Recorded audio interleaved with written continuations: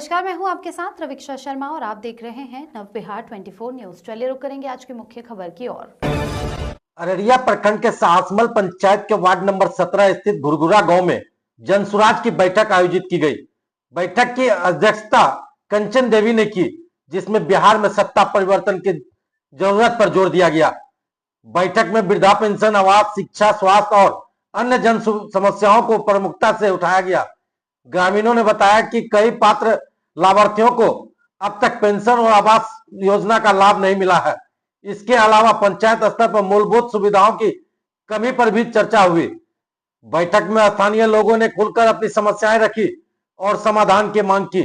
जनसुराज से जुड़े कार्यकर्ताओं ने कहा कि बिहार में बदलाव की जरूरत है ताकि जनता की आवाज सही मंच तक पहुंच सके।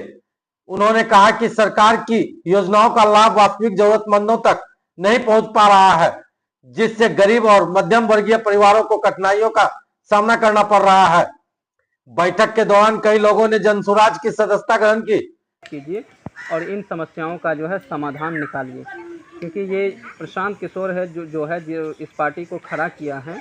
इन्होंने पहले अलग अलग पार्टियों के लिए काम किया, उन लोगों को जिताया। जिताने के क्रम में उन लोगों ने सभी पार्टियों से एक ही चीज़ कहा कि भैया आप बिहार की स्थिति जो है सुधारिए, बिहार की स्थिति बहुत ख़राब है। हम लोग जो है हमारे या बाल बच्चा जो भी बाहर काम कर रहे हैं उन लोगों को बिहारी कह के गाली दिया जाता है। अगर उनका जो है यहीं पे रोजी रोज़गार का व्यवस्था हो जाए तो ये लोग वहाँ नहीं जाएंगे, यहीं जो है अपने बाल बच्चों के साथ रह के जो है कमाई कर सकेगा।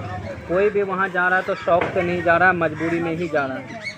और यहाँ पे अगर जो हम वो कर देंगे तो बेहतर ये होगा। और वहाँ रहने का सबसे बड़ा दिक्कत ये है कि इमरजेंसी अगर पड़ जाए, उसको घर आने की ज़रूरत पड़े तो वो नहीं आ सकता। तो पलायन को देखते हुए हम लोगों ने कहा कि हमारी जब सरकार बनती है बिहार में जनसुराज की, तो हम लोगों जो है बिहार में ही उन लोगों के लिए जो है रोजी रोज़गार का व्यवस्था करेंगे, उन लोगों को जो है बाहर राज्य जाने के लिए नहीं देंगे। दूसरी बातें जो हम लोग कह रहे हैं कि अभी नीतीश सरकार में जो है जो भी वृद्ध लोग हैं, बूढ़े लोग हैं, उन लोगों को जो है 400 रुपये वृद्धा पेंशन मिल रहा है। दिक्कत यह है कि 400 रुपये वृद्धा पेंशन से कुछ होने जाने वाला है नहीं, कई महीना रुक भी जाता है। तो हमारा कहना है कि सरकार अगर वृद्धा पेंशन दे ही रही है तो वो जो है 400 के जगह 2000 दे, ताकि वो एक सम्मानित राशि हो। परिवार में जो है उस बुजुर्ग को जो है सम्मान मिले, उनको सम्मान मिले। बच्चा जो बच्चे के पास रहेगा वो बच्चा सम्मान देगा। हाँ, वो बच्चा सम्मान देगा। उनका कहना होगा कि मेरे बाप हैं या दादा हैं, उनको जो है 2000 रुपये सरकार दे रहा है और परिवार के ऊपर बोझ भी नहीं होगा वो। हाँ, दे रहा है आपका जो है। तो वो बातें हमारा कहने वक्त उनको दीजिए। तीसरी चीज़ें जो हम लोग कर रहे हैं वो महिलाओं को सस्ता ऋण की बात कर रहे हैं, क्योंकि आप जानते होंगे जैसे मैं आप ही का अभी गांव घूमा, तो घूमने के बाद मुझे एक बात पता चला कि गांव में लगभग जो जेंट्स हैं वो लोग बाहर ही रह रहे हैं। बहुत ज़्यादातर जो भी हैं लेडीज़ ही हैं गाँव में। तो एक तो पलायन वाली समस्या है ही, दूसरी चीज़ महिलाएँ यहाँ हैं तो उनके पास जो है रोजी रोज़गार नहीं है, पूंजी नहीं है कि वो कुछ कर सकें। अगर उनको सरकार सस्ता लोन दे दे, मान लेते हैं लाख रुपए पे 4% ब्याज पे लोन दे दे, मतलब सालाना 1 लाख पे 4000 रुपये ब्याज लगेगा। तो उस स्थिति में अगर सरकार लोन देता है तो उनके लिए अच्छी बात ये होगी कि वो अपने गांव में जो है रोजी रोज़गार कर पाएगा और अपने घर में जो है आमदनी वो भी कर सकती हैं यहाँ रह के। तो हमने ये तीसरी बातें कही। चौथी बात हम लोग कह रहे थे कि बच्चों के लिए, क्योंकि जब हम लोग घूमे हर एक गाँव तो देखे कि हर जगह स्कूल तो है, लेकिन कहीं स्कूल का बाउंड्री नहीं है, तो कहीं पढ़ाई नहीं हो रही है उतनी अच्छी। तो दिक्कत ये हो जा रही है कि बच्चों को शिक्षा मिल रहा है लेकिन उस शिक्षा का कोई मतलब नहीं रह जा रहा है, उनको जो है रोज़गार नहीं मिल रहा उस शिक्षा के बिना पे। अगर उनको जो है ऐसी शिक्षा दी जाए, कुछ स्किल दिया जाए, तो वो पढ़ने के दौरान ही अपने लिए कुछ कमा पाएगा, जिससे कि उनकी आगे की पढ़ाई हो पाएगी और अपने घर में भी वो कुछ खर्च दे पाएंगे। उतना भी नहीं होता है तो ऐसी शिक्षा दे दीजिए कम से कम कि बच्चों का पढ़ाई कंप्लीट होते ही उसको जो है रोजी रोज़गार लग जाए।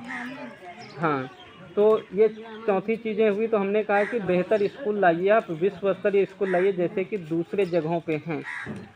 पांचवी बातें हम लोग कर रहे हैं किसानों के लिए बेहतर खेती की बातें कर रहे हैं, जिसमें यह है कि जैसे आज के टाइम पे देखेंगे तो मनरेगा चलता है, 2005 से ही मनरेगा चलता है।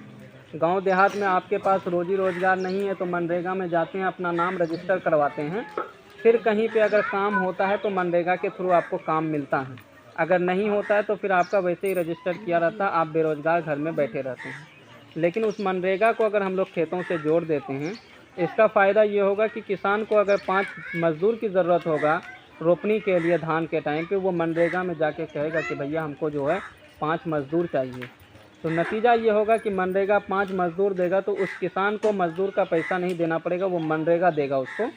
तो किसानों का जो है अपना लागत कम हो जाएगा, तो उससे जो आमदनी होगा तो वो किसान की आमदनी में जो है बढ़ावा होगा, उससे जो बढ़ेगा। दूसरी चीज़ होगा कि जो मज़दूर घर में बैठा था मनरेगा में जो है नाम रजिस्टर करवा के, जिसको रोज़गार नहीं मिल रहा था उसको भी रोज़गार मिलना शुरू हो जाएगा, उसको भी जो डेली बेसिस पे काम मिलना शुरू हो जाएगा और पैसे मिलना शुरू हो जाएगा। तो ये 5 चीज़ों को लेके जो हम लोग ज़मीन पे उतरे हैं, लोगों को बता रहे हैं, अपने साथ जोड़ रहे हैं। इसी क्रम में जो हम लोग आपके गाँव में आए